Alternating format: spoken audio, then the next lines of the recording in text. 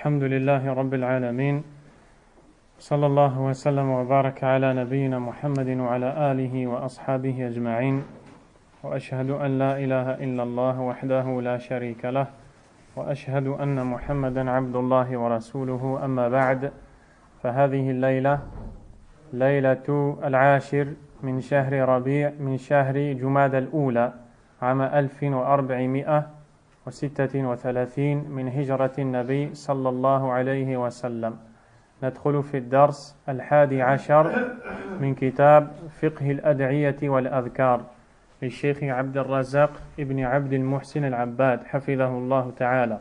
Nous sommes le 28 février 2015 et nous entrons aujourd'hui dans la 11e leçon, le 11e cours de l'étude de ce livre, la compréhension des invocations et rappels de l'honorable Cheikh Abdul Razzaq hafidhahullah ta'ala.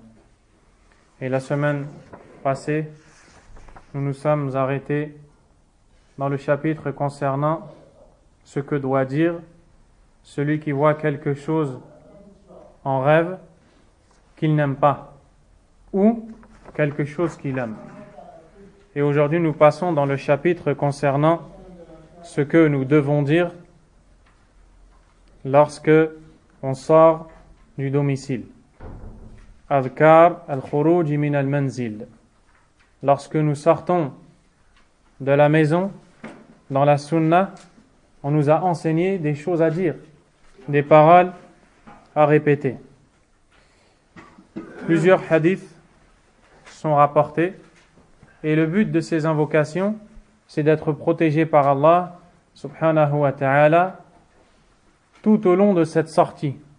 Pendant ce moment où on est à l'extérieur du domicile, avec ces paroles qui sont dites et comprises par le musulman, Allah subhanahu wa ta'ala le protège jusqu'à ce qu'il revienne chez lui.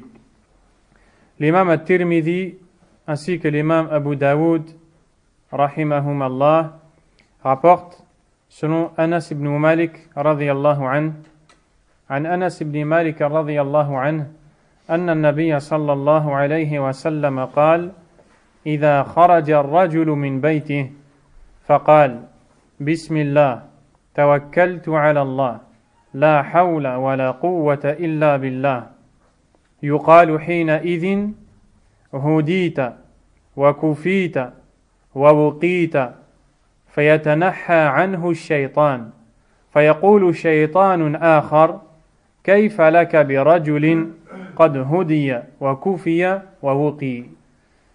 Anas ibn Malik radiyallahu anhu rapporte que le prophète sallallahu alayhi wa sallam a dit quand l'homme sort de chez lui, et quand nous disons l'homme ici, nous parlons de l'homme et de la femme en réalité. Quand l'homme sort de chez lui et qu'il dit Bismillah, au nom d'Allah, Tawakkaltu ala Allah, j'ai placé ma confiance en Allah, La hawla wa la quwwata illa billah. Il n'y a de changement d'un état à un autre, ni de puissance, si ce n'est en Allah. Ceci est la vraie traduction de la hawla wa la quwwata illa billah. S'il sort en prononçant ces paroles, il sera dit Hudit, tu as été guidé. Wa kufit, tu as été suffi. Wa wuqit, et tu as été protégé. Fayatanaha anhu shaytan yabta'idu anhu. Et alors le diable s'éloigne de lui. Puis un autre diable dit comment peux-tu avoir l'emprise sur quelqu'un qui a été guidé, suffi et protégé? Ce hadith est immense dans le sens qu'il contient. Et c'est une invocation qui est bénie. Le musulman se doit d'essayer de l'apprendre et de la prononcer. Et j'espère d'ailleurs que ces assises seront utiles et profitables et qu'elles n'auront pas pour finalité simplement le fait d'avoir été présent, sans avoir mémorisé toutes ces invocations, car c'est le but. Le but, c'est de les apprendre, de les mémoriser, de les répéter. Le but, c'est d'apprendre à invoquer Allah Azza wa Jal, de savoir comment solliciter Allah, comment demander à Allah, à quel moment, qu'est-ce qu'il faut dire. D'avoir ça dans la tête, de le garder dans le cœur, ensuite de comprendre le sens et de le pratiquer chaque jour tout au long de la vie. Ceci afin d'être préservé par Allah subhanahu wa ta'ala, afin de recevoir l'aide d'Allah dans les différents besoins qu'on a, afin qu'Allah azza wa jal ne nous laisse pas nous en remettre à notre personne, ne serait-ce que le temps d'un clin d'œil. Bien sûr, tout ce que vous entendez, c'est ce que dit le Cheikh Abd al-Razzaq ici, dans son livre. Hafidahullah. Donc le musulman, pour être protégé et préservé par Allah azza wa jal, prononce ces paroles par lesquelles il demande à Allah tabaraka wa ta'ala d'être protégé de ces maux. Lorsque l'homme sort de chez lui, donc lorsqu'il quitte son domicile et qu'il se sépare de cet endroit où il était et qu'il dit Bismillah, on a déjà vu plusieurs fois le sens de Bismillah, c'est le fait de citer le nom d'Allah tabaraka wa ta'ala pour solliciter son aide dans ce que l'on va entreprendre. Lorsque tu dis Bismillah avant de sortir, c'est-à-dire que tu sors de chez toi en demandant l'aide d'Allah, en citant son nom, subhanahu wa ta'ala. Tawakkaltu ala Allah. J'ai placé ma confiance en Allah. Et at-tawakkulu ala Allah, le fait de placer la confiance en Allah azza wa jal, consiste à s'en remettre à Allah, à abandonner son affaire à Allah tabaraka wa ta'ala, tout en faisant les causes pour ce que l'on veut faire. La confiance en Allah azza wa jal, c'est que lorsque tu veux acquérir quelque chose ou arriver à un but, tu t'en remets à Allah. Tu abandonnes ton affaire à Allah subhanahu wa ta'ala. Tufawwidu amrak ila Allah jalla wa ala. Bien sûr, tout en faisant les causes. Car celui qui reste assis et veut devenir riche, puis dit Allah va me donner, il n'a pas fait confiance en Allah. La yatawakkalu ala Allah azza wa jal. Et celui qui sort travailler pour devenir riche, mais qui ne s'en remet pas à Allah subhanahu wa ta'ala, n'a pas placé sa confiance en Allah. Qui est celui qui a placé sa confiance en Allah? C'est celui qui est sorti rechercher ce dont il a besoin. Il a donc fait les causes, il a fourni les efforts, mais son cœur s'en remet à Allah. Son cœur n'est pas attaché aux causes. Et ceci est une grande erreur dans laquelle beaucoup de gens tombent. Leurs cœurs sont accrochés aux causes. Donc lorsqu'il va trouver un moyen de gagner sa vie, son cœur penche vers ce moyen. Si bien qu'il croit que si il n'a pas ce moyen, il ne gagnera pas sa vie. Ceci est une erreur monumentale dans le domaine de la confiance en Allah subhanahu wa ta'ala. Donc, at-tawakkulu ala Allah, la confiance en Allah a ces deux choses. Faire les causes, mais ne s'en remettre qu'à Allah subhanahu wa ta'ala. Et cette adoration ne doit être vouée qu'à Allah. Celui qui place cette confiance, qui est une adoration, en dehors d'Allah à quelqu'un d'autre qu'Allah azza wa jal, a associé Allah azza wa jal. Allah azza wa jal a dit wa ala Allahi fatawakkalu in kuntum mu'minin. Et en Allah, placez votre confiance si vraiment vous êtes croyant.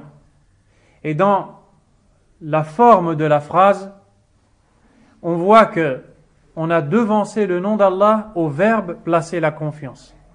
Et c'est en Allah que vous devez placer votre confiance, au lieu de dire et vous devez placer votre confiance en Allah. On a cité le nom d'Allah avant. Cette figure de style dans la langue arabe indique une chose, c'est que nous devons placer notre confiance en Allah seul et uniquement, sans aucun associé, subhanahu wa ta'ala. Avant même de parler de ce que nous allons faire, qui est la confiance, on parle d'Allah azza wa jal. C'est en Allah, c'est-à-dire c'est en Allah seul et sans aucun associé que nous devons placer notre confiance. Ne croyez pas ici que nous parlons de la confiance qu'a l'un d'entre nous envers quelqu'un. Quand il lui confie un secret, et la confiance en lui. On ne parle pas de ça. On parle de la confiance qui est une adoration, qui est que le cœur s'en remette à celui en qui on a placé notre confiance. Ça, c'est tawakkul, qui est l'adoration. Al-Shaykh a commenté le verset Ay alayhi wahdahu la ala ghayrih, c'est-à-dire placez votre confiance en lui seul et en personne d'autre. والتوكل أجمع أنواع العبادة وأعلى مقامات التوحيد وأعظمها. التوكل fait partie des adorations qui réunissent le plus la dévotion à Allah subhanahu wa ta'ala, et c'est la station la plus élevée du tawhid.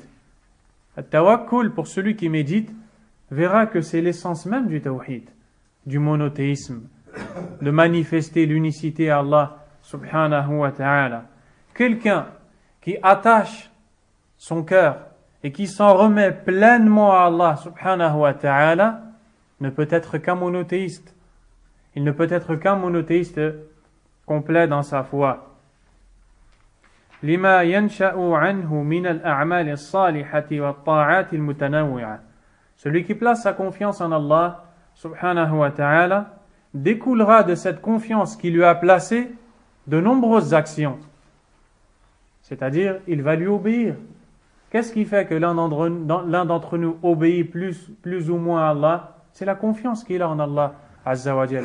Qu'est-ce qui fait que l'un d'entre nous est prêt à délaisser quelque chose qu'il a l'habitude de faire, même s'il va perdre son salaire ou s'il va perdre un bien mondain? C'est la confiance qu'il a en Allah subhanahu wa ta'ala. Qu'est-ce qui fait que l'un d'entre nous va délaisser des habitudes, va se réformer, va faire des efforts, va donner de son temps? C'est la confiance qu'il a en Allah subhanahu wa ta'ala. Nous comprenons donc que plus l'individu a confiance en Allah, plus il va se soumettre à ses ordres Azza wa Jal. Comme le dit le cheikh ici, hafidhahullah ta'ala. Et ainsi, son lien avec Allah va se renforcer. Puis Allah Azza wa Jal va le suffire. Il va le protéger, l'exaucer, lui donner, l'aider. Allah Azza wa Jal a dit dans Surat Al-Talaq وَمَنْ يَتَوَكَّلْ عَلَى اللَّهِ فَهُوَ حَسْبُهُ. Ce qui veut dire, selon le sens rapproché, et celui qui place sa confiance en Allah, il le suffira. C'est-à-dire, il n'aura besoin de personne d'autre qu'Allah subhanahu wa ta'ala. D'ailleurs, dans un autre verset, Allah a dit Alaysa Allahu bikafin abdah. Allah n'est-il pas suffisant à son serviteur? Dans Surat Az-Zumar. Allah n'est-il pas suffisant à son serviteur? Wa yukhawwifunaka billadhina min duni. Et il cherche à t'effrayer avec autre que lui. Puis lisez la suite des versets dans Surat Az-Zumar. Et celui qu'Allah Azza wa Jal a protégé, l'ennemi ne pourra pas le vaincre. Il ne pourra même pas s'approcher de lui, car il a Allah Azza wa Jal pour le suffire. Et comme le dit le cheikh, وَلَوْ كَادَتْ لَهُ السَّمَاوَاتُ وَالْأَرْضِ وَمَنْ فِيهِنْ لَجَعَلَ اللَّهُ لَهُ فَرَجًا وَمَخْرَجًا. Même si les cieux et la terre, ainsi que leurs habitants, rusent contre ses serviteurs pour lui faire du mal, tant qu'il a placé sa confiance en Allah Azza wa Jal, Allah lui accordera toujours une issue favorable. وَرَزَقَهُ اللَّهُ مِنْ حَيْثُ لَا يَحْتَسِبُ. Et lui accordera des dons sur lesquels il ne comptait pas. Il y a donc ici une preuve de l'importance de cette adoration qui est at-tawakkul ala Allah, et le fait que celle-ci est indispensable pour acquérir les biens et repousser les maux. Ensuite, la hawla wa la quwwata illa billah. Vous trouvez souvent la traduction il n'y a de force et de puissance qu'en Allah. La traduction n'est pas correcte. La véritable traduction, la hawla. Ce qui est appelé hawl en arabe, c'est le changement d'un état vers un autre. Il n'y a de changement d'un état vers un autre, que ce soit la maladie vers la guérison, la pauvreté vers la richesse, le sommeil vers l'éveil, l'ignorance vers la connaissance, l'oubli vers le rappel, le besoin vers la richesse, etc. Il n'y a de changement d'un état vers un autre, wala quwwa, ni de puissance dont on a besoin pour changer d'un état vers un autre, illa billah, si ce n'est en Allah Azza wa Jal. C'est pour cela qu'on le répète lorsqu'on entend Hayya ala salah, Hayya ala al-falah, accourir à la prière, accourir au succès dans l'appel à la prière. Parce qu'à ce moment-là, tu te souviens qu'Allah t'a appelé et que tu as répondu. En répondant, tu es passé d'un état à un autre. Tu étais chez toi, tu es sorti et tu t'es dirigé vers la mosquée. Et ce changement de l'état où tu étais chez toi vers celui où tu te diriges vers la mosquée n'est que la grâce d'Allah. Et cette force que tu as eue, que tu as utilisée pour te rendre vers cette adoration n'est que la grâce d'Allah. C'est pour cela qu'il convient à ce moment de te rappeler, je réponds à Allah certes, mais je ne l'ai fait que par la puissance qu'Allah m'a donnée pour changer d'un état vers un autre. Ceci est le sens de la hawla wa la quwwata illa billah. Et par cette parole, tu demandes de l'aide à Allah Azza wa Jal, puisque en reconnaissant que tu ne peux changer d'un état vers un autre, acquérir une force dont tu as besoin qu'avec Allah, en d'autres termes, c'est comme si que tu as dit, oh Allah, je reconnais ma faiblesse et te demande ton aide. Subhanahu wa ta'ala. C'est ainsi qu'Allah repousse de toi tout mal. À ce moment-là, il est dit, Hudit wa kufit wa wuqit. On t'a guidé, on t'a suffi, on t'a protégé. Cheikh Abdul Razak dit, il se peut que celui qui prononce ces paroles soit Allah subhanahu wa ta'ala, qui dit à son serviteur, je t'ai guidé, préservé et suffi. Il se peut aussi que ce soit un ange d'Allah Azza wa Jal qui prononce ces paroles. Quand on dit Hudit, on t'a guidé, tu sors de chez toi, tu prononces ces paroles et ces mots te sont dits. Bien sûr, tu ne les entends pas, mais ils sont dits. On t'a guidé. C'est-à-dire, on t'a guidé vers le chemin de la vérité. Car tu as demandé l'aide d'Allah Azza wa Jal. Et celui qu'Allah guide, personne ne peut l'égarer. Kufit, on t'a suffi. C'est-à-dire, on t'a suffi de tout souci mondain et de l'au-delà. Tout souci qui traverse ton esprit, ne t'en fais pas. Allah Azza wa Jal te suffit dès à présent. Car tu as prononcé ces paroles-là. Alors, ne sois pas attristé par ces soucis. Wuqit, on t'a protégé, préservé du mal de tes ennemis, parmi les djinns, les diables et parmi autres. Fayatanaha anhu shaytan, le diable s'éloigne de lui, il se détache et s'éloigne de lui, car celui qui demande la protection d'Allah, shaytan, n'aura aucune emprise sur lui et aucun moyen de s'approcher de lui. Puis, ce serviteur se trouve comme dans une citadelle, dans une forteresse, où il sera préservé du mal du diable. Et à ce moment-là, un autre diable dit, que vas-tu faire de quelqu'un qui a été guidé, suffi et protégé?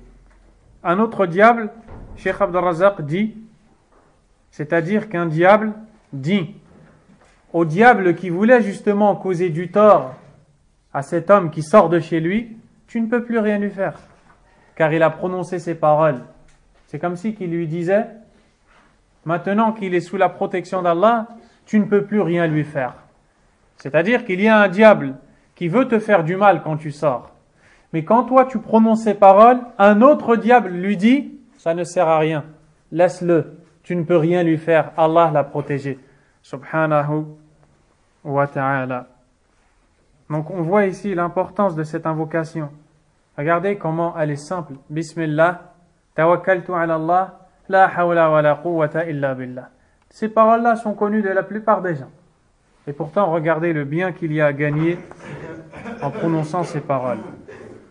Parmi les paroles à prononcer lorsque l'on sort du domicile, ce que rapporte l'imam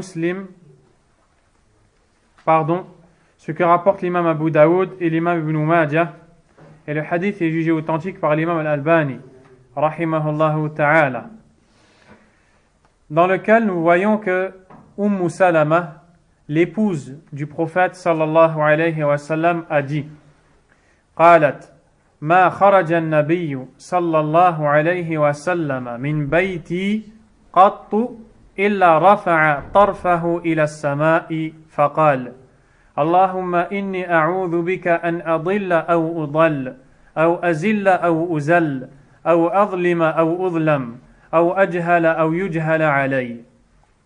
Salama, qui est une épouse du prophète sallallahu alayhi wa sallam, a dit: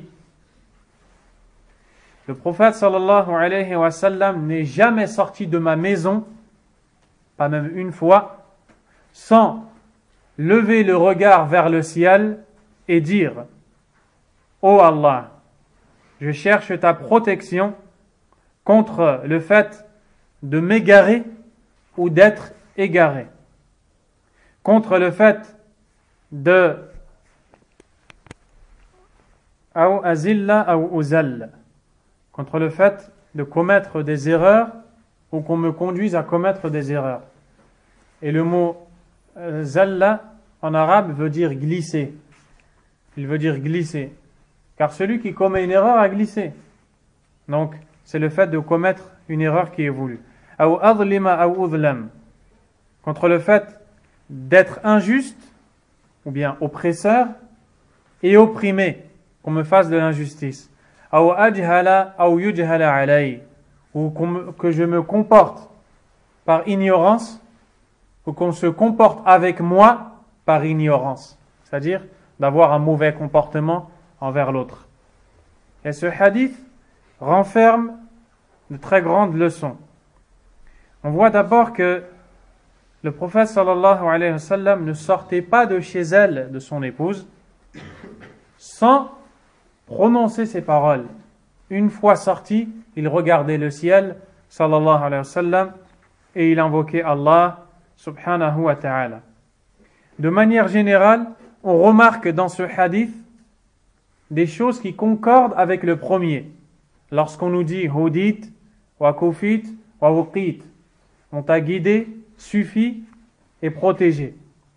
On retrouve hudit, tu as été guidé, dans la première parole. A'udhu bika an adilla aw udall. Tu cherches ta protection contre le fait de m'égarer ou qu'on ne m'égare. Hudit, tu as été guidé. On retrouve le sens de kufit, tu as été suffi, dans la parole adlim ou udlam, d'être injuste, oppresseur ou oppressé. On t'a suffi. On retrouve le sens de wuqit, on t'a protégé, dans ou azilla ou uzal, de commettre une erreur ou être induit en erreur, ou ajhala ou yujhala alay, de me comporter par ignorance ou qu'on se comporte avec moi par ignorance. Donc les sens se concordent. Quant à l'explication détaillée des sens de ce hadith, c'est la suivante. Premièrement, on voit que le prophète sallallahu alayhi wa sallam était assidu lorsqu'il sortait de sa demeure, de la demeure de son épouse. Elle dit qu'il ne sortait jamais sans prononcer ces paroles. Deuxièmement, le fait que le prophète sallallahu alayhi wa sallam lève le regard vers le ciel nous indique de façon claire qu'Allah subhanahu wa ta'ala est bien au-dessus des cieux, au-dessus de ses créatures, azza wa jal. Celui qu'on invoque, celui qu'on adore et qu'on sollicite, où est Allah subhanahu wa ta'ala? Allah est au-dessus. Il est au-dessus des cieux et de ses créatures, azza wa jal. D'ailleurs, Allah azza wa jal a dit dans Surat Al-Furqan, le discernement, وَتَوَكَّلْ عَلَى الْحَيِّ الَّذِي لَا يَمُوتُ, et place ta confiance au vivant qui ne meurt jamais. وَسَبِّحْ بِحَمْدِهِ, et proclame sa louange. وَكَفَى بِهِ بِذُنُوبِ عِبَادِهِ خَبِيرًا, dans le sens rapproché, c'est qu'il est informé des péchés de ses serviteurs. الَّذِي خَلَقَ السَّمَاوَاتِ وَالْأَرْضَ وَمَا بَيْنَهُمَا فِي 6 أَيَّامٍ ثُمَّ اسْتَوَى عَلَى الْعَرْشِ, celui qui a créé les cieux et la terre et ce qui s'y trouve en 6 jours, puis il s'est élevé au-dessus de son trône. Subhanahu wa ta'ala.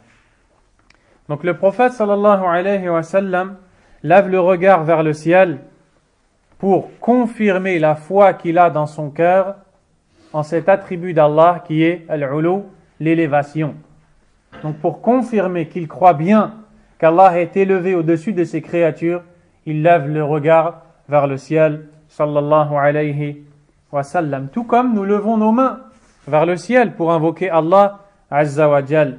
Ce geste confirme la croyance qui est dans le cœur qu'Allah est élevé au-dessus de ses créatures subhanahu wa ta'ala. L'imam Ibn Abd al-Barr al-Maliki rahimahullah dans son ouvrage intitulé At-Tamhid a dit ومن الحجة أيضا في أنه عز وجل على العرش فوق السماوات السبع أن الموحدين أجمعين من العرب والعجم إذا كربهم أمر أي إذا وقع عليهم كرب أو نزلت بهم شدة رفعوا وجوههم إلى السماء يستغيثون ربهم تبارك وتعالى وهذا أشهر وأعرف عند الخاصة والعامة من أن يحتاج فيه لا أكثر من حكايته لأنه اضطرار لم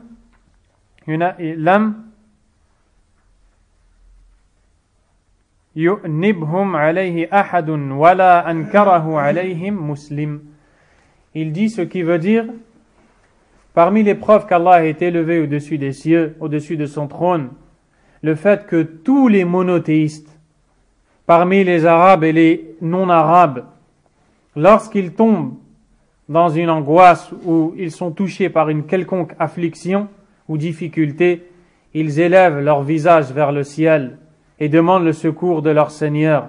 Ceci est bien plus connu que d'avoir besoin de détailler les preuves. Le fait d'en parler est simplement suffisant pour montrer qu'Allah est bien élevé au-dessus des cieux, subhanahu wa ta'ala. Nous retrouvons les preuves de cet attribut d'Allah dans le Coran, dans la Sunna, dans l'unanimité des savants de la Sunna, dans Al-Fitra, la nature saine, et aussi dans Al-Uqul, Al-Aql, dans la raison de l'homme. Plus encore, même les non-musulmans qui croient en un créateur, croient qu'il est élevé au-dessus des cieux, subhanahu wa ta'ala.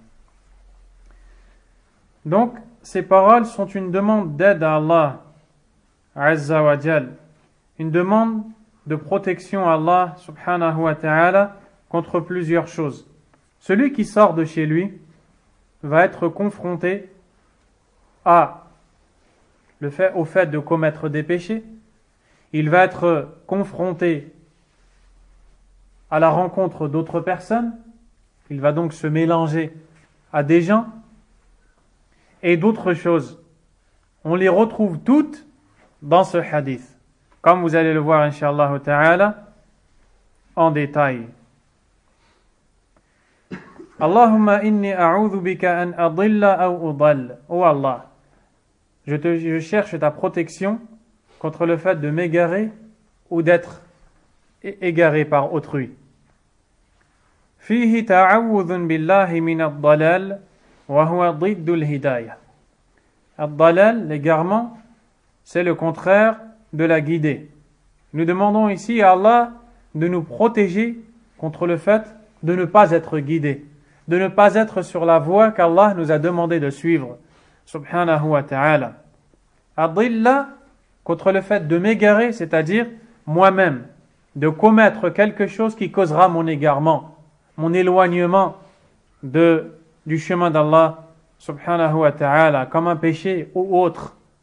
Ou de me faire égarer par quelqu'un, c'est-à-dire que quelqu'un parmi les djinns et les hommes soit la cause de ma déviance du chemin d'Allah azza wa jal. Et ceux qui peuvent être la cause, yarhamukallah, ceux qui peuvent être la cause de ton égarement du chemin d'Allah sont multiples. Ça peut être un kafir billah, azza wa jal, un mécréant qui essaie de t'amener vers sa religion ou de te sortir de ta religion ou de t'affaiblir dans ta foi, dans ta conviction en Allah. Ça peut être aussi un musulman qui est égaré dans le domaine de la sunna, un innovateur qui cherche à te conduire vers l'innovation, une nouveauté dans la religion d'Allah Azza wa Jal qu'Allah n'accepte pas.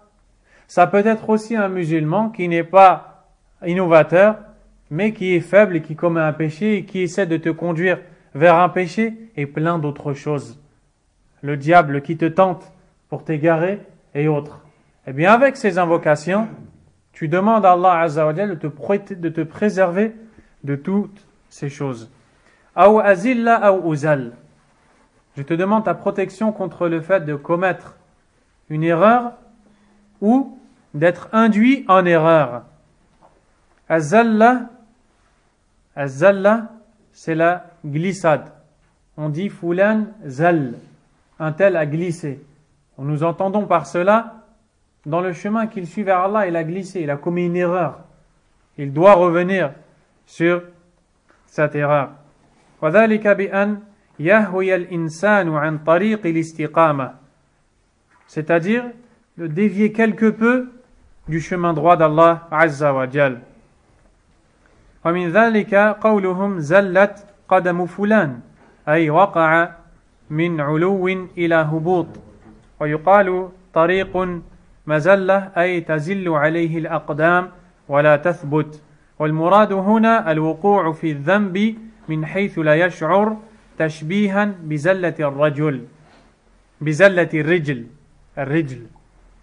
Ici, le cheikh a dit, pour résumer, que le terme employé, zalla, la glissade, ce qui est voulu, c'est l'erreur commise par l'un d'entre nous, qui tombe dans un péché sans s'en rendre compte.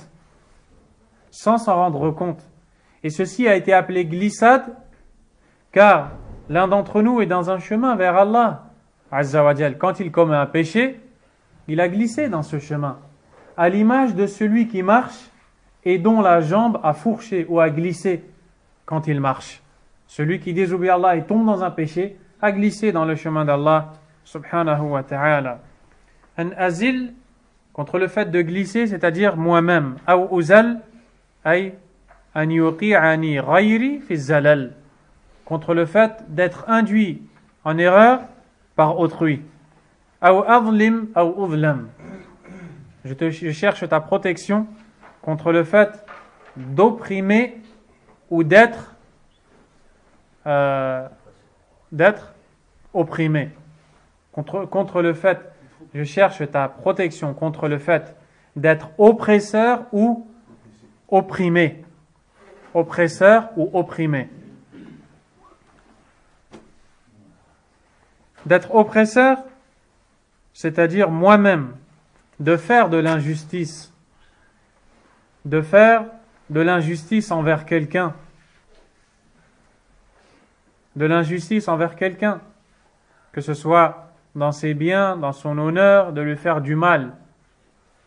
Aw udlam, d'être oppressé, que quelqu'un me fasse de l'injustice dans tout ce que vous venez d'entendre, dans mes biens, dans ma personne, dans mon honneur. Aw ajhala aw yujhala alay, je cherche ta protection contre le fait de me comporter par ignorance ou qu'on se comporte avec moi par ignorance. C'est-à-dire, donc ici nous parlons de al-jahl, de l'ignorance, qui est le contraire de la science. Se comporter par ignorance, comment l'ignorant peut se comporter si ce n'est que de façon mauvaise? Donc l'ignorance n'appelle qu'au mal, et la science n'appelle qu'au bien. Et en général, ce sont les ignorants qui se comportent mal. Ce sont les ignorants qui se comportent mal. Donc le prophète sallallahu alayhi wa sallam nous enseigne de demander la protection à Allah tabaraka wa ta'ala contre cette ignorance qui conduit justement au mauvais comportement, ou contre l'ignorance de celui qui va avoir un mauvais comportement envers nous. Le cheikh dit وَمَنْ سَلِمَ مِنَ الْغَلَطِ مَعَ غَيْرِهِ فِي شَيْءٍ من هذه الخصال ومن أن يغلط معه غيره في شيء منها فقد عوفي وعوفي الناس منه. Celui qui est protégé contre l'ignorance de sa personne qui le conduit à être injuste, ou l'ignorance d'autrui qui le conduit à être injuste envers lui, sans aucun doute, aura été préservé par Allah. Et les gens auront été préservés de ces maux.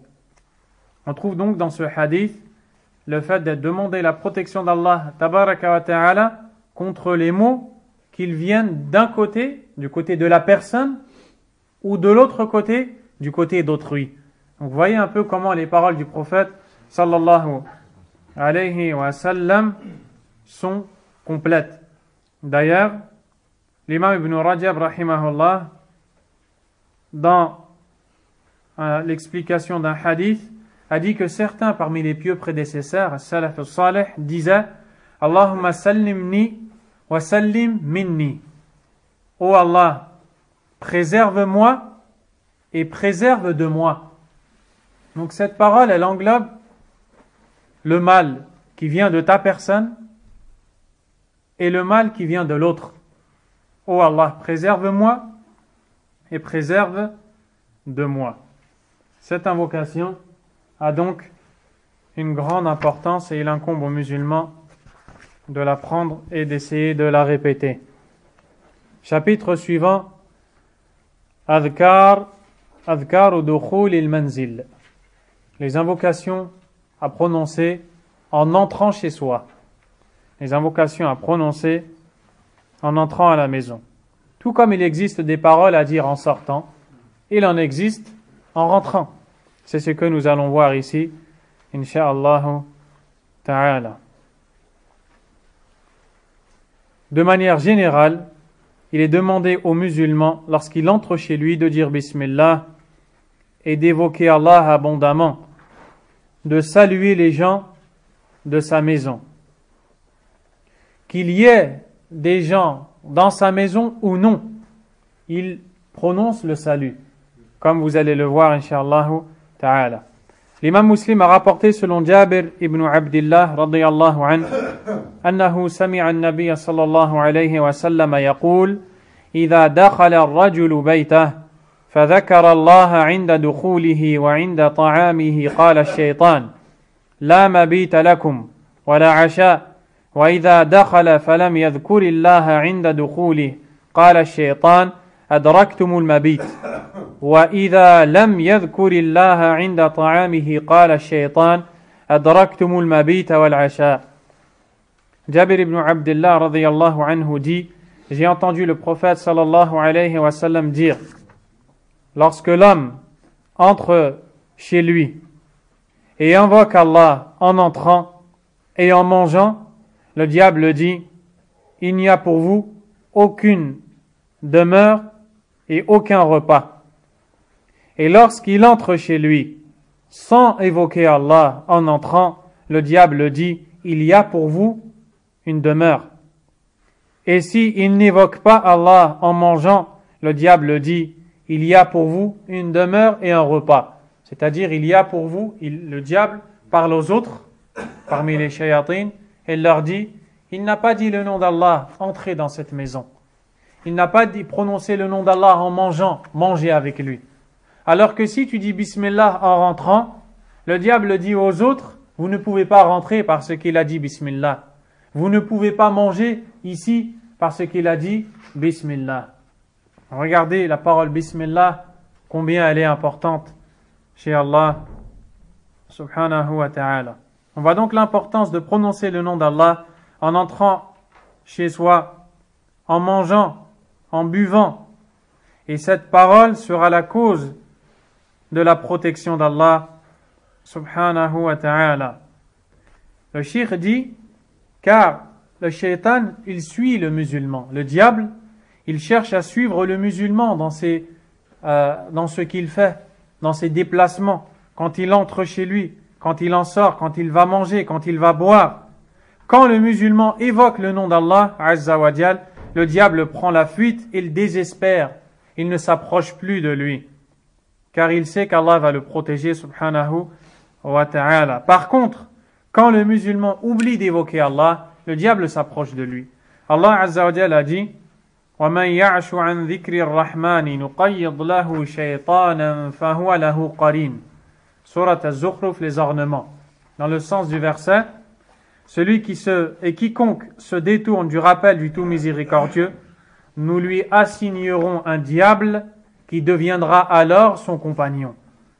C'est-à-dire, il restera avec lui, il le dérangera, il essaiera de l'égarer, de lui faire désobéir à Allah subhanahu wa ta'ala.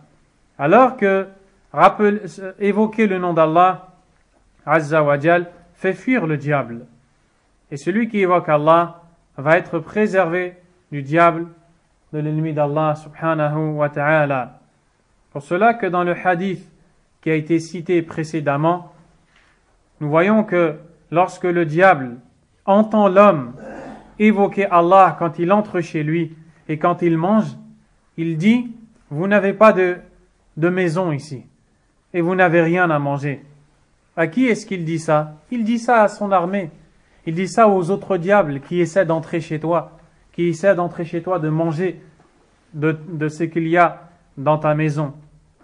Donc, il désespère de toi et il informe les autres qu'il est inutile d'essayer d'entrer chez toi. Quant à celui qui n'évoque pas Allah Azza wa Jal, alors là, le diable s'associe à lui dans ce qu'il va faire.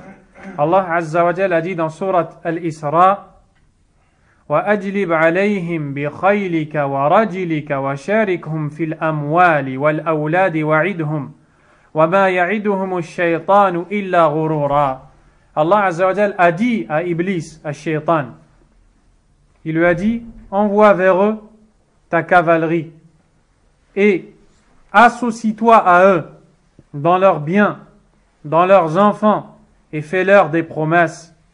Et le diable ne fait que des promesses trompeuses. Alaykum salam. On retrouve dans le tafsir de ce verset ce que je vais vous lire de l'imam Sa'di plus tard, rahimahullah ta'ala. Et au sujet des gens insouciants, c'est ce qu'il vient de dire. Quant à ceux qui évoquent le nom d'Allah, Allah Azza wa Jalla a dit Inna ibadi laysa laka alayhim sultan wa kafa bi rabbika wakila. Il a dit au diable, après lui avoir dit ces paroles-là, d'envoyer sa cavalerie, c'est-à-dire les démons qui vont l'aider à égarer les gens, d'envoyer sa cavalerie et de s'associer à ces gens-là dans leurs biens, dans les enfants. Eh bien, il a dit à ce même diable qu'il n'aura aucune emprise sur ses serviteurs, les serviteurs d'Allah, subhanahu wa ta'ala.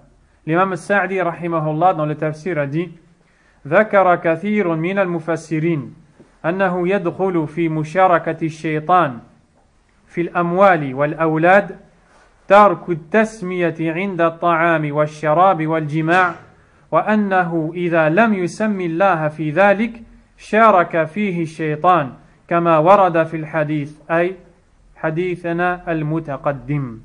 Beaucoup d'exégètes du Coran ont dit que celui qui ne cite pas le nom d'Allah dans ces choses, le diable s'associe à lui dans son repas, dans sa boisson, même dans les rapports qu'il a avec son épouse. Quand il a des rapports, des relations avec son épouse, s'il ne dit pas Bismillah, il se peut que le shaitan participe dans les rapports qu'il a avec son épouse, wal-iyadhu billah. Et si il ne prononce pas le nom d'Allah quand il mange et quand il boit, eh bien il se peut que le diable mange avec lui. Et d'ailleurs je me souviens que l'imam Al-Albani rahimahullah a été interrogé au sujet de quelqu'un qui a l'habitude de dire Bismillah quand il a des rapports avec son épouse. Mais un jour il a oublié de le dire. Est-ce qu'il entre dans ce cas ou non? Le Cheikh Al-Albani rahimahullah ta'ala a répondu, il apparaît que s'il avait l'habitude de prononcer ces paroles et qu'une fois il les oublie, son oubli est pardonné et et il sera fait exception pour lui, il sera protégé. Mais donc on voit quand même, subhanallah, la gravité de ne pas prononcer le nom d'Allah, subhanahu wa ta'ala.